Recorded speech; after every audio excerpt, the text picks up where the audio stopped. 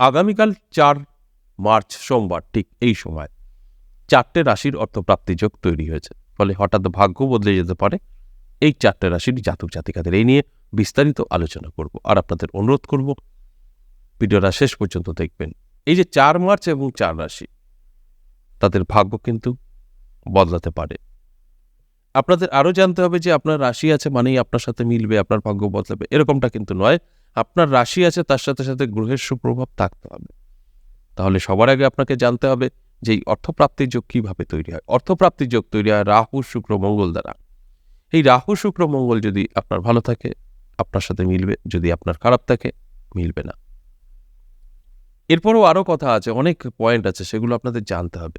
আপনারা অনেকেই হয়তো বলেন যে না আমার রাহু শুক্র মঙ্গলও ভালো আছে, তাও আমার হচ্ছে না। সেখানেও অনেক পয়েন্ট আছে, সেগুলো সরাসরি বলা যাবে না। আপনি যখন আপনার জন্মছক বা হস্তরেখা বিচার বিশ্লেষণ করাবেন তখন আপনাদেরকে বুঝিয়ে বলবো। তাই সব কিছু ঠিকঠাক আছে কিনা যদি আপনি সব জানতেন তাহলে তো হয়েই যেত। কারণ স্বর্ণাপন্ন হতে হবে, কোনো অ্যাস্ট্রোলজারের কাছে যেতে হবে, তার কাছ থেকে আপনার জন্মছক বা হস্তরেখা বিচার বিশ্লেষণ করে নিন। দেখুন, আমরা সবসময়ের জন্য আপনাদের যেগুলো বলবো বোঝাবো ঠিক ততটা আপনি নিজে বুঝতে পারবেন না আপনার হাত দেখে বা আপনার জন্মছক দেখে। তাই সঠিক তথ্য তখনই জানতে পারবেন যখন আপনার জন্মছক বা হস্তরেখা কারোর কাছে গিয়ে আপনি বিচার বিশ্লেষণ করে নেবেন, তখন সঠিক তথ্য আপনি জানতে পারবেন। এছাড়াও আপনাদের মনে যেটা দাবি থাকে যে আমার রাশি আছে আমি সব কিছু পাবো, কখনো সেটা সম্ভব না। দেখুন, আপনার রাশি আছে আর আপনি সব কিছু পাবেন, এরকম যদি হতো তাহলে তো প্রত্যেকে কোটিপতি হয়ে যেত, প্রত্যেকে ধনী হয়ে যেত। তাহলে বলুন তো, কে শ্রমিকের কাজ করতো, কে লেবারের কাজ করতো? আর আমাদের সমাজে লেবার আর শ্রমিক না থাকলে কখনো আপনি ঠিকঠাক খাওয়া পড়া করতে পারবেন না, কারণ আপনার দেশটা কেউ ধনী ব্যক্তি বাড়ায় না। বা আপনি যেটা খাচ্ছেন, আপনি বলতে আমরা সবাই, সেটাও কিন্তু কোনো ধনী ব্যক্তি ওই কষ্ট করবে না, চাষ করবে না। আপনি যখনই কোটিপতি হবেন তখনই আপনার কাজটাও স্ট্যান্ডার্ডিটি হয়ে যাবে। তাহলে এইভাবে সমাজ তো চলতে পারে না। তাই আমাদের সব দরকার আছে, গরিব ভিখিরি মধ্যবিত্ত সব দরকার আছে, বড়লোক দরকার আছে।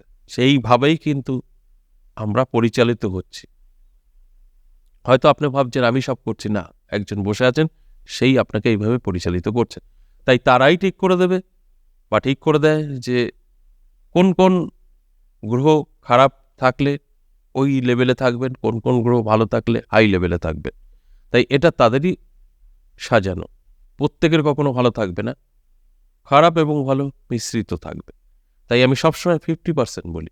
আমার যে কোনো আলোচনা 50% জাতক জাতিকাদের সাথে মিলবে, 50% জাতক জাতিকাদের সাথে মিলবে না। কারণ 50% জাতক জাতিকাদের আমাদের জানতে অজান্তে প্রত্যেকটা গ্রহ, শুভ গ্রহ শুভ ফল দেয়। তাই তাদের সাথে সব সহজে মিলে যায়। আর ঠিক একই রকম উল্টো 50% জাতক জাতিকাদের সমস্ত শুভ গ্রহ অশুভ হয়ে বসে আছে। তারা কিন্তু ঠিকঠাক মতো মিলিয়ে নিতে পারবে না, তারা শুনেই যাবে, মিলাতে পারবে না। তাদের উদ্দেশ্যে আমি সবসময় বলি গ্রহকে ভালো করার চেষ্টা করুন, অর্থাৎ প্রতিকার করুন। প্রতিকার অর্থ হচ্ছে শান্ত রাখা। অনেকে এইটাও ভুল বোঝে যে প্রতিকার করব মানে আমি গ্রহ ভালো করে ফেলবো। এত সহজ গ্রহ ভালো করবেন? গ্রহর যে টাইমটা আপনার খারাপ পিরিয়ড থাকবেই, কিন্তু আপনার খারাপ ফল দেবে না। এটাই হচ্ছে গ্রহ প্রতিকার। এই সত্যি কথাগুলো কেউ বলবে না। ধরুন এই যে কদিন আগে শীতকাল ছিল, চরম ঠান্ডা, কাউকে বলেন তো যে আমি 2-4 লাখ টাকা দিচ্ছি যে আমার এলাকা থেকে শীতটা কমিয়ে দাও, পারবে না। কিন্তু আপনি খুব সামান্য 200-300 টাকায় একটা সোয়েটার কিনে নিতে পারবেন, বা এখন অনেক রকম উইন্টার বিটার পাওয়া যায়, ওগুলো গায়ে চাপিয়ে নেবেন, আপনার শীতটা লাগবে না। কিন্তু খালি গায়ে থাকতে পারবেন না, সম্ভব না। যখন ওগুলো গায়ে চাপাবেন ঠান্ডাটা আপনার লাগবে না, আরও ভালোই লাগবে ঠান্ডা ওয়েদার। তো এই ব্যাপারটা এটা, আমরা প্রতিকার করা মানে হচ্ছে শান্ত করা, গ্রহকে শান্ত করা। গ্রহ আপনার ক্ষতি করতে পারবে না, কিন্তু আপনার ছকে হাতে খারাপই থাকবে, কিন্তু সে ক্ষতি করবে না। প্রতিকার মানে গাইড করা, আর কিছু না। দেখবেন চিড়িয়াখানায় গেলে একটা নেট দেওয়া থাকে, নেটটা তো খুলে দিতে পারতো, তাহলে কি করবে? আপনাকে খেয়ে ফেলবে। ওই আপনি নেট চাপালেন, গ্রহ এসে ওখানে আটকে যাবে। এটাই হচ্ছে প্রতিকার। তার মানে এই না যে ওইখানে ওই বাঘটা সিংহটা থাকবে না, বাঘ সিংহ থাকবে, মানুষও থাকবে, একটা প্রাচীর নেট দেখতে পাবেন আপনি। প্লাস প্রতিকারও কিন্তু এটাই। এই প্রতিকার নিয়েও অনেক রকম ভুল ভ্রান্তি, আপনাদের দোষ না, এরকম অসাধু কিছু আছেন যারা বিজনেস স্কুলে বসেছেন, অ্যাস্ট্রোলজি প্রোগ্রাম করছেন আর আপনারা সেদিকেই যাচ্ছেন। এবার যেটা আপনাকে বলবো, এই যে 4টে রাশির নাম বেরিয়েছে, এই 4টে রাশির জাতক জাতিকাদের আগামীকাল হঠাৎ করে ভাগ্য বদলাতে পারে। প্রথম যে রাশির কথা বলবো, কুম্ভ রাশি, দারুণ সময়, হঠাৎ ভাগ্য বদলাতে পারে। আর আপনার কুম্ভ রাশি, আপনি প্রতিনিয়ত লটারি কাটের নেশা, লটারি কাটতেই হয়, তাহলে সময় কিন্তু আমি বলবো ভিডিও শেষে। আর আপনার কুম্ভ রাশি যদি আপনি ভেবে থাকেন যে কুম্ভ রাশি মানেই হয়তো লটারি কাটতে বললো, তাহলে ভুল করবেন। কুম্ভ রাশি মানেই লটারি কাটতে হলো তা নয়। কুম্ভ রাশির মধ্যে যারা প্রতিনিয়ত লটারি কাটে তাদের জন্য লটারি কাটার সময়টা বলা হয়, সকলের জন্য না। আর আপনার আদেও লটারি থেকে প্রাপ্তি ঘটবে কিনা যদি একটু জানতে চাইছেন, শিওর হতে চাইছেন, তাহলে আপনার অবশ্যই জন্মছক বা হস্তরেখা বিচার বিশ্লেষণ করে নিন, সঠিক তথ্য জানতে পারবেন। 2 নম্বর যে রাশির কথা বলবো, বৃষ রাশি, দারুণ সময়, আগামীকাল হঠাৎ করেই ভাগ্য বদলে যেতে পারে। আর আপনার বৃষ রাশি, আপনি প্রতিনিয়ত লটারি কাটের নেশা, লটারি না কেটে থাকতে পারেন না, তাহলে অবশ্যই আপনার জন্য একটা ভালো সময় আছে। আর যদি মনে হয় যে আপনি প্রথম প্রোগ্রাম দেখছেন, আপনার বৃষ রাশি, ভাবছেন হয়তো বৃষ রাশি মানেই হয়তো লটারি কাটতে বললো, ভুল করবেন, এটা সকলের জন্য না। যারা প্রতিনিয়ত লটারি কাটে তাদের জন্য সময়টা মূলত বলা হয়। ধরুন আপনি কখনো লটারি কাটেননি, এই প্রোগ্রামটা দেখবেন আর একটা লটারি কাটবেন, এটা আপনার জন্য অনেকটা বড় ভুল হবে। আর যদি মনে হয় আপনার যে আদৌ আপনার লটারি থেকে প্রাপ্তি ঘটবে কিনা আপনি জানতে চাইছেন, তাহলে আপনার জন্মছক বা হস্তরেখা বিচার বিশ্লেষণ করে নিন, সঠিক তথ্য জানতে পারবেন। এরপর 3 নম্বর কর্কট রাশি, দারুণ সময়, আগামীকাল হঠাৎ করেই ভাগ্য বদলে যেতে পারে। আর আপনার কর্কট রাশি, আপনি প্রতিনিয়ত লটারি কাটের নেশা, লটারি কাটতেই হবে, তাহলে আপনার জন্য সময় অপেক্ষা করছে। অবশ্যই সময়গুলো ভিডিও শেষে থাকবে। আর আপনার কর্কট রাশি, আপনি ভাবছেন হয়তো আজ প্রথম প্রোগ্রাম দেখে সকলকেই মনে হয় লটারি কাটতে বললো, তাদের উদ্দেশ্যে বলবো একদম না, ওই ভুলটা করবেন না। এটা শুধু তাদের জন্য যারা প্রতিনিয়ত লটারি কাটে। আপনি কখনো লটারি কাটেননি, কাটতে যাবেন না। আর যদি আপনার মনে হয় যে আদৌ আপনার লটারি থেকে প্রাপ্তি ঘটবে কিনা শিওর হতে চাইছেন, তাহলে আপনার জন্মছক বা হস্তরেখা বিচার বিশ্লেষণ করে নিন, সঠিক তথ্য জানতে পারবেন।